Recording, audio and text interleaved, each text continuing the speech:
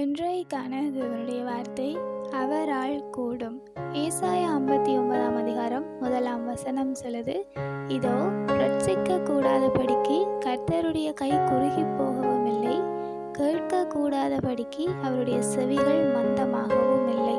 அதாவது தேவனுடைய கை எப்பொழுதும் குறுகி போனதில்லை.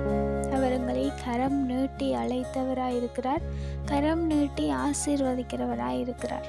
ரட்சிக்க கூடாதபடிக்கு தேவனுடைய கைகள் எப்பொழுதும் குறுகி போகவில்லை என்று இந்த வசனத்தில் சொல்லப்பட்டிருக்கு.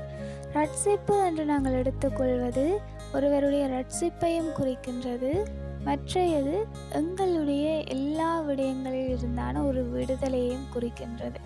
அப்படி ரட்சிக்க கூடாதபடிக்கு ஒரு நபரை ரட்சிக்க முடியாதபடிக்கோ அல்லது எங்களுடைய பிரச்சனைகள் சூழ்நிலைகளில் இருந்து எங்களை விடுவிக்க முடியாதபடிக்கோ அவருடைய கை குறுகி போகவில்லை, கேட்க கூடாதபடிக்கு அவருடைய செவிகள் மந்தமாகவும் இல்லை என்று சொல்லி இந்த வசனத்தில் சொல்லுது. எங்களுடைய ஜெபங்கள் விண்ணப்பங்கள் எல்லாவற்றையுமே தேவன் கேட்கிறவராக இருக்கிறார்.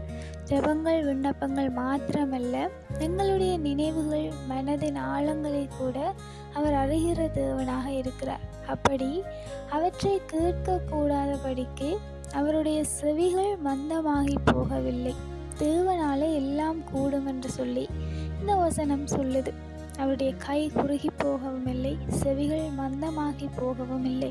எங்களுடைய ஜெபங்களுக்கான பதில், கண்ணீருக்கான பதில் நிச்சயமாகவே உண்டு. அவரால் கூடாதது எதுவும் இல்லை. அவரால் எல்லாம் கூடும்.